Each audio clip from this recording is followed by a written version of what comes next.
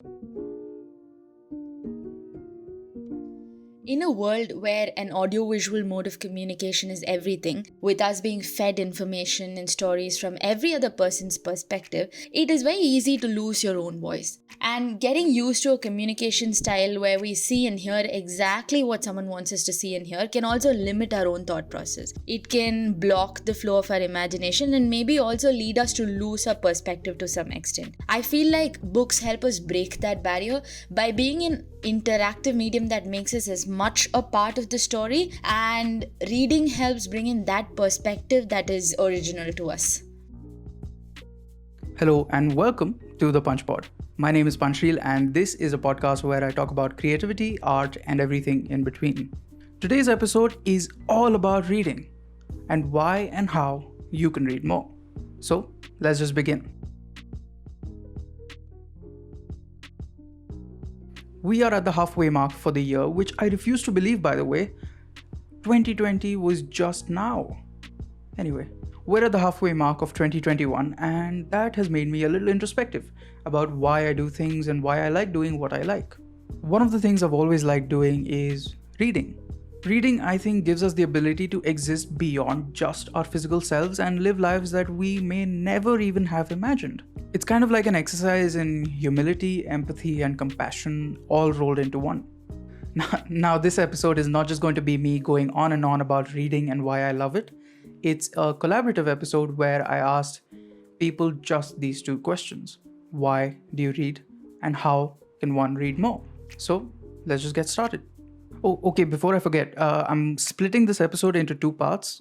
The first is going to be the why and the next is going to be the how. So let's begin with part one. Why do you read? Why I read? It feels like that's something I've done forever. Like that's just how it is. It's an essential. If we have to talk particularly about reading books, I'd say that it's a mixture of escapism plus just the sheer joy of listening to a good story or reading some solid writing. Like sometimes you read something so wonderfully well written that you have to close the book for a minute and just go, damn. And I do think reading is also an expressive outlet in a way. You use the medium to understand and process your own emotions so many times.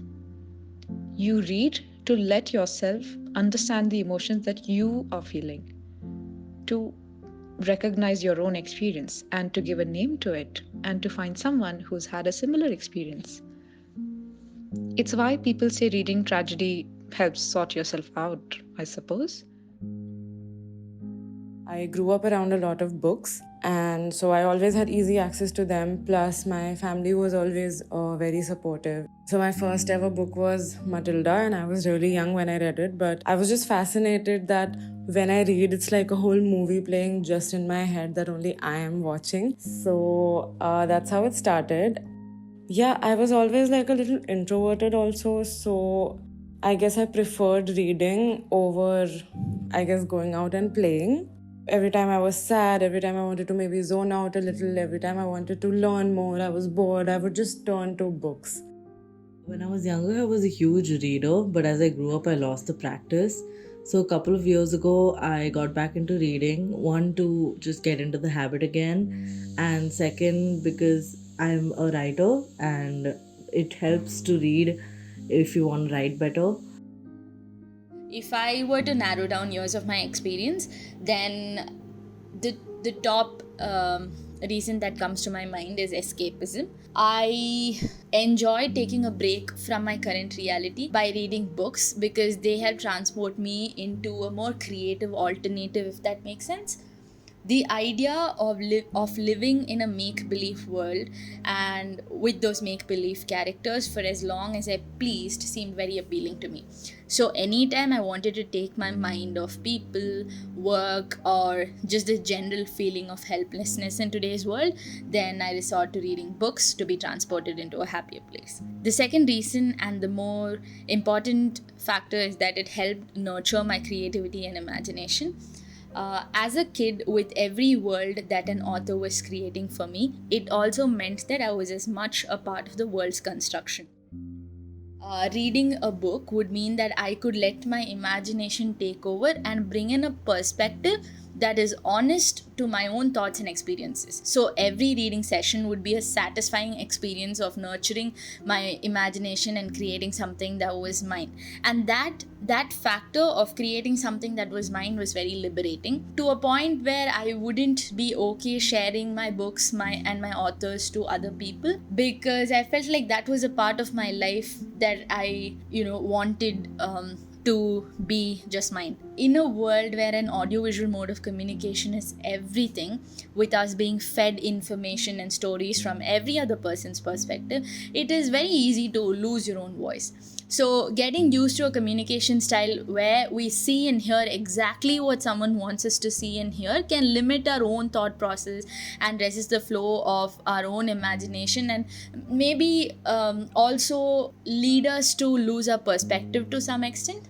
I feel like books help us break that barrier by being an interactive medium that makes us as much a part of the story and makes us and helps us bring in a perspective in that sense. Because while reading, I only read and perceive the story the way I want to. So instantly a lot of my creativity comes into play, and that is something I thoroughly enjoy. It makes me feel centered. It makes me feel more connected to myself and the world around me. And it quietens down the rest of the noise in my head and in the world. It's amazing to be able to see the world through someone else's eyes and live in someone else's shoes for a little bit. Really opens up your mind. Especially when I was younger, I read a ton of nonfiction, and I work in journalism now. And books are definitely the best way to educate yourself about the world. But nonfiction can be a little heavy. Right now, I'm back to my fiction roots. It's very escapist, and for the hours that I'm reading, I am not surrounded by COVID or, somebody wants oxygen, somebody needs an ambulance, my boss is giving me more work, things of that nature. I'm just in a curated space with a guide walking me through a world. And it's really the deepest part of someone else that they're choosing to share with you, and you're on a journey along with them, letting go of the rest of your world for that time. I'm just along for someone else's journey, which ultimately nourishes me. It keeps me sharp and compassionate and curious. And it's a very natural way for me to unwind and get myself together before facing another day of putting on the more professional, quote-unquote, together person that you have to show the world. In books, you could just be messy because someone else is taking the lead and you're just following. The reason why I read, I would say, is, I read honestly to kind of tune off from the screens. I think that's a very big factor for me because in terms of information and in terms of knowledge, I think the internet is also brilliant, right? Like be it, via podcast, audio books, which are of course another form of books, or even, apps and courses and whatnot. But what I think books, especially in today's day and age, what it's providing is the experience of not having to look at a screen. It's a very personal experience, and that's why I read. And it's like a direct conversation that I'm having with the author, and there's so many volumes of experiences that are there in just that small little book, and so much of time that it takes. There are different reasons to read different genres of books, and to generalize, it gives me an opportunity to look at things from someone else's mind.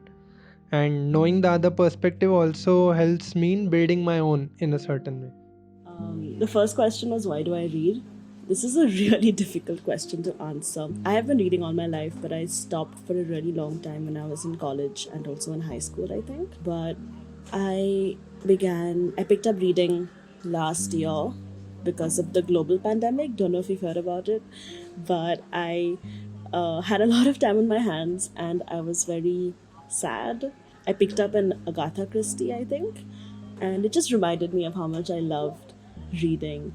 And so I got back into it. So I guess you could say the reason I read now is the idea that there are so many books out there that I haven't read yet, like good books. Like I just read Little Women this year, as in this month. So just the idea that there are so many amazing books out there that I haven't gotten to yet, books that will like speak to my soul. Honestly, that thought fills me with panic. So that's why I read, because I feel like I cannot rest until I have read all the books that will change my life. I guess everyone started off reading a lot as a kid, but then technology happened and then life happened, be it college or school or jobs or whatever.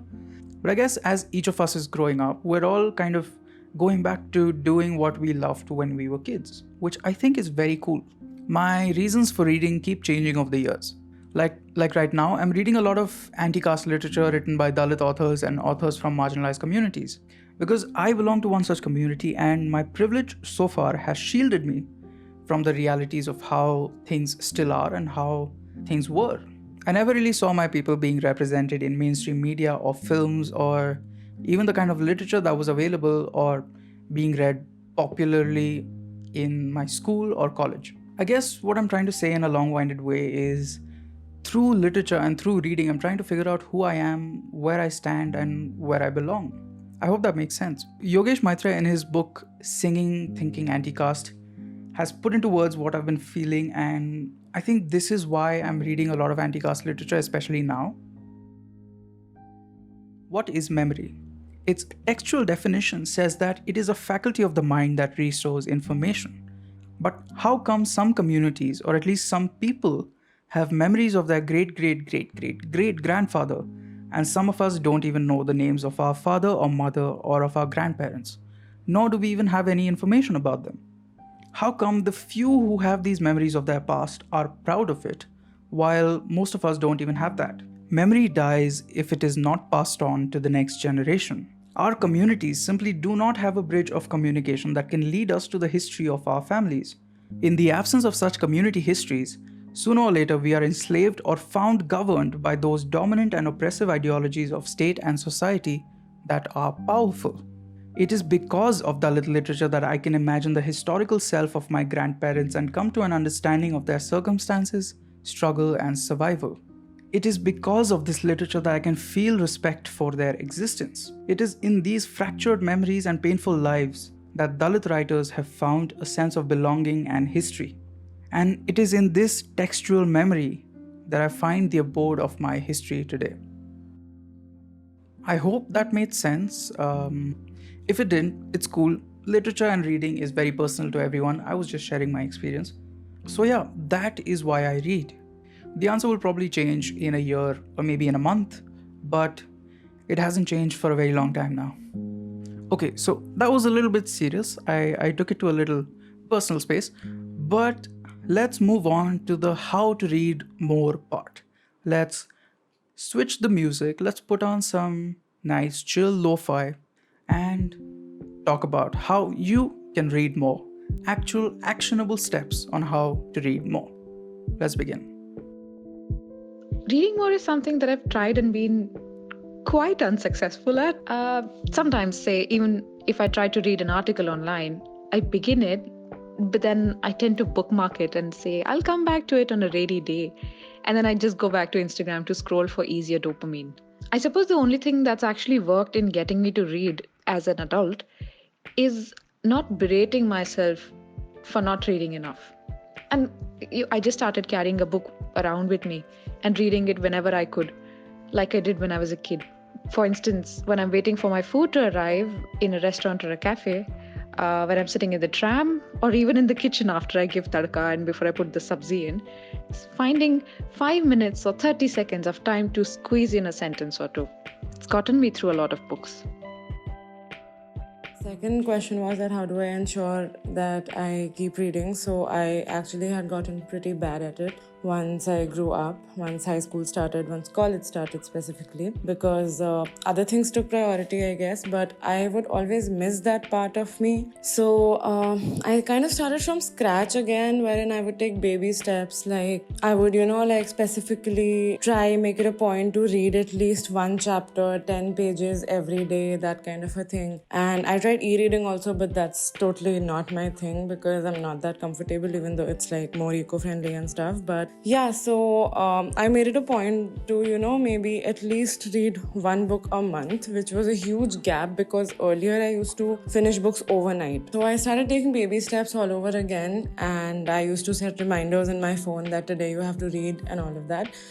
A lot of people might disagree and say that that kind of takes the fun out of it if you're forcing yourself to read. But the thing is that if you haven't read for a really long time, your attention span starts dwindling. So you kind of have to, make it a point to inculcate that reading time in your day so that you can have that attention span back. I feel like to read more, make it a routine to do it, and B, just keep discovering, new stuff. Like they have these Instagram accounts, and generally also, find people who maybe like reading the same stuff as you, or, people who can talk about it. So if you have like a network, a circle of people who are as into reading as you are, they will kind of, support you through it and make you want to read more. Thirdly, I personally am also in the field of, fiction content creation. So a lot of the times reading helps a lot with my writer's block as well. So sometimes when I'm stuck or when I feel like writing but I feel like I don't have anything to write, I occasionally turn to some books that I know that I loved at a point. I flip through them, I read a few chapters, and it also gives you inspiration. So I feel like as a creator though, you should definitely have a habit of reading more, because the more you read, the more you will know, the more you will be inspired. One thing that I have understood is that as much as a reading time would help, kind of functioning your brain to think that this is a schedule as something that has to be done is also going to resent you or make you want to resent that habit a little more. So the only way is to look at this as something that you want to do rather than something that you have to do. So you don't start waiting for an allotted time and instead start reading at every given break that you have or whenever you feel like it, for that matter of fact.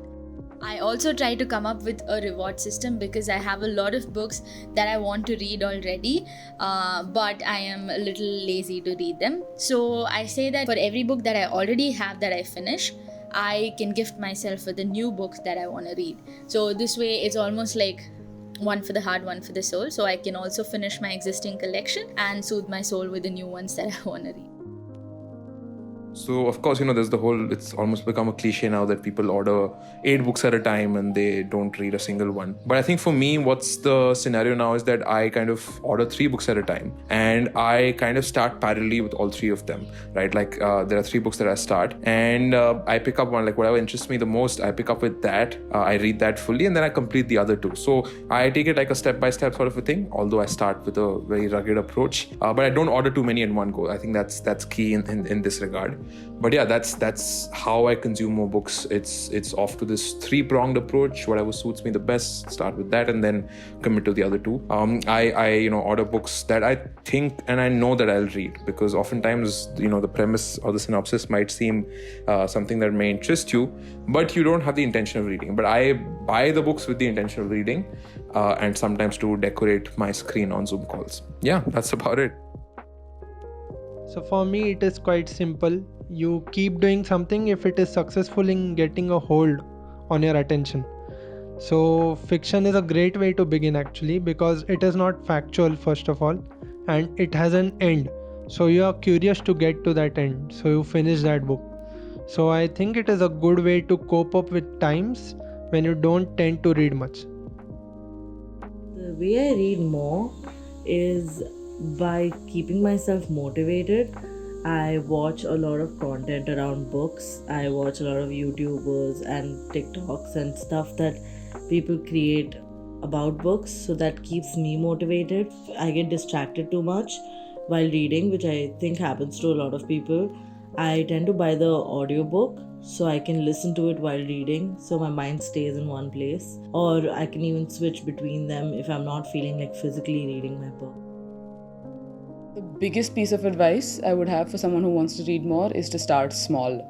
The biggest mistake I've seen so many people make is after 5 years of not reading, they'll try and pick up some like Tolstoy or Dostoevsky or some 800-page, existential war novel. Don't do that. Like, you will give up in 20 pages if you start something that heavy. It's like starting cycling and then you're like, yeah, I will cycle Mount Everest. No, like first cycle to the Kirana wala dukan, down the road. So start with something small. Start with a short story, start with a novella, or even poetry if a short story is too much. Start with something you can finish in one sitting, and that also gives you that dopamine or serotonin or whatever rush of having finished something, so then you're more likely to come back, as opposed to an 800-page book which you're like, oh, when will I finish this? Start with graphic novels, start with comic books. There's this really nice app called Webtoon, which is a Korean webcomic app. Of course, they have material in English, and I definitely recommend that to someone who's looking for a free source of really good, visually readable material. They're a little different from graphic novels and comics because you sort of just scroll down them, the page layout's different, but otherwise they're the same. It's a graphic narrative. Second one is start with writers you enjoy. Don't read quote-unquote good books because they're good, like, you know, Tolstoy or Dostoevsky or whatever. Definitely, if you have any reader friends who know your taste and your personality, ask them for recommendations, or spend some time on Goodreads, which is like a social media site for books. Read reviews, read synopsis, read ratings to find a book that you think will click with you and that you will have the mental capacity to sit through. Because not every book is for every person, and especially in the beginning, it's very important to really find something that clicks with you. Maybe you have a favorite childhood author. Start with Enid Blyton. There's really no shame in that. You know, pick up what you were reading when you were a kid. Keep it light and fun in the beginning, and then slowly you'll be able to build up to more challenging work. Third thing is build a habit of bedtime reading. This has immense mental benefits. Like, you will sleep so much better, you will feel so much better.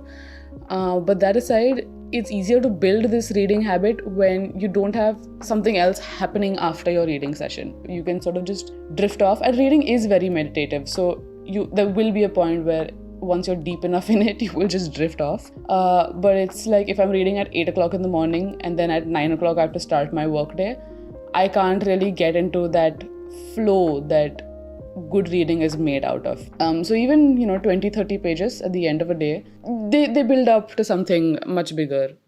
So I would say build a habit of bedtime reading. My only thing is, don't read Webtoon or anything on your laptop or phone in that time. Kindle's still fine, but other technology will sort of mess up your eyes and your sleeping schedule. So try and have a Kindle or a paper book. Don't use your laptop or phone at night for reading. And also, if it helps, have background music. Play lo-fi hip-hop, play chill step. It's like 70% of your brain will be engaged in the reading and 30% will want to jump around. So have something that can just engage the 30%. Don't have, odd time signatures or something that you have to really pay attention to. Just something that can set the zone for the rest of your reading. The last one that sort of encompasses and is related to all the points before, but don't look at reading as a chore. There are a lot of people, like productivity junkies in that sense, who are like, I will read all the books, I will imbibe all the knowledge, I will read all the summaries. There's people who use that app, I'm not sure what it's called, that summarizes books, and they're like, yeah, the more I tear through this, the more enlightened I will be. It doesn't work like that. Books don't work like that. They need a slow engagement, and that's not going to be sustainable if you look at it as a chore or something like, if I read 50 books, I will become enlightened. That's absolutely the wrong approach, in my opinion. And don't look at it like that. So don't overcomplicate it. Look at it as a place to let go and fully be yourself. Even if you are looking at it for enlightenment or productivity or self-improvement, stay with that one book at a time and really absorb everything that it's giving you, instead of worrying about the next one and the next one and the next one. Or if you don't like a book, feel free to drop it. My rule is generally 50 pages. If after 50 pages I feel like dropping a book, I drop a book, because it's not going to get that much better. But stay with something for 50 pages, and yeah, if it's fun, great, keep doing it. If it's not, it's fully up to you to drop it. There are a lot of books in the world that are never going to get read, and that's fine. It's okay for you to drop things and move on to things that are more fun. The journey is literally the destination, so make it fun and relaxing without bringing in the person you're trying to be, you're expecting to be, or want to be. Just be very present and have fun with it. I don't know. The only way to do it is to do it. I feel I have this really bad habit of just opening Reddit and scrolling through this subreddit called 52 books, I think, or 52 weeks. I think it's 52 books, where basically people just post about all the books that they're reading, and with the goal of reading 52 books in the year. So that's one book per week. So I have this really bad habit of opening that subreddit of 52 books, or suggest me a book, that's another sub, and just looking at all the books that people recommend, looking it up on Goodreads, seeing if I might like it, and then adding it to my to-read list. So my to-read list is never less than 100 books long, and I'm making my way through it really slowly because the rate at which I add books to it is so much greater than the rate at which I read those books. So I guess one way is to just find a group or space or community where books are recommended that resonate with you. And sometimes when you find a story that's interesting, I feel like everyone can read. They just need to find the books that will do it for them, if you know what I mean. So I think once you find that sweet spot, for me it is murder mysteries. I can never resist a good murder mystery, even if it's a bad murder mystery. Unfortunately, I can't resist it. For me, it's murder mysteries, also epistolary novels, so things that are written as letters, diary entries, etc. Can't resist them. Just finding that sweet spot of books that do it for you, and then just getting more and more and more of them and reading all of them. That's just the way to do it, I feel. I don't know if this is helpful, but yup. So I'm going to try my best to condense all of the points that everyone spoke about in a list of sorts. How to read more. Start small. If you can't read novels, start with short stories or comic books. Set apart a fixed time in your day to read. It can be as little as 10 minutes in the beginning, and then you can start increasing it little by little. Now, this one's very important. Figure out your intention behind reading. Why do you want to read? Do you want to read more for academic purposes? Do you want to read more because you want some sort of a specialized knowledge, or do you want to read more just for the fun of it? Do not, and I repeat, do not feel ashamed at all for reading what you enjoy. Reading is very personal, and not everything you read has to be high literature. Not everything you have to read has to be a classic, Sometimes what one needs is just reading Twilight or some Vampire Diaries type novel and just switching off. Because that's what books are to most people. Escapism. Read multiple books at a time. Keep switching between 2 or 3 books, and eventually you'll end up reading all of them. It is okay to stop reading a book or just drop a book if it does not hold your attention at all. Read with a pencil in hand. I found this especially useful when I'm reading non-fiction, to mark points of interest or highlight stuff that I found very interesting. Knowledge will only compound if it is retained. What matters is not simply reading more books, but getting more out of each book that you read. This quote is from one of my subscribers' blog. Samyak, thank you so much for sending it in. And I think this quote holds especially true while reading non-fiction. Because I think most people read non-fiction to learn something new. And note-taking and marking in books helps retain more information, I've found. Follow BookTubers, Bookstagram pages, subreddits for reading inspo. In the show notes and description, I've added a few of these BookTubers and Bookstagrammers and subreddits, so you can just have a look there. Find people who read interesting stuff. Or what you can do is, if 2 or 3 of your friends want to start reading together, you can all set up some sort of an accountability system where each week one person updates the other as to how much they have read. So I think it's kind of like a healthy competition of sorts, but then again, reading is not a competition. But I've done this before and it has really helped. So yeah. Oh, and last point, the most important point of them all, have fun reading. Enjoy reading. Don't see it as a chore. Don't see it as something you have to do. Unless you have to do it for college, then it is a chore. But read for joy. Read for yourself. Read because it sparks joy. Okay, that was it. The ultimate crowdsourced guide on how to read more. This entire month, I'm going to be making content only related to books, kind of experimenting with talking about books and books that I love for a change. It would mean the world to me if you could subscribe to the channel. If you're listening to this on audio only, most of the book related content is going to be up on my YouTube. I'm thinking of putting them up as podcast episodes as well, but I don't know if it will translate that well into just an audio only experience. Will I become a booktuber by the end of this? Let's see. And now, I'd just like to thank everyone who agreed to be a part of this video. Krysanne, Revati, Nishtha, Sujay, Ankita, Manasvi, Sahana, Shubham, Shreevar, Swetha, and Samyak. Thank you so much for sending your answers in and agreeing to be a part of this. And yeah, that was it for this episode. I really hope you liked it. And this is the end of the episode. I don't know how to end this now. Thank you so much for watching. I will see you in the next one. Bye.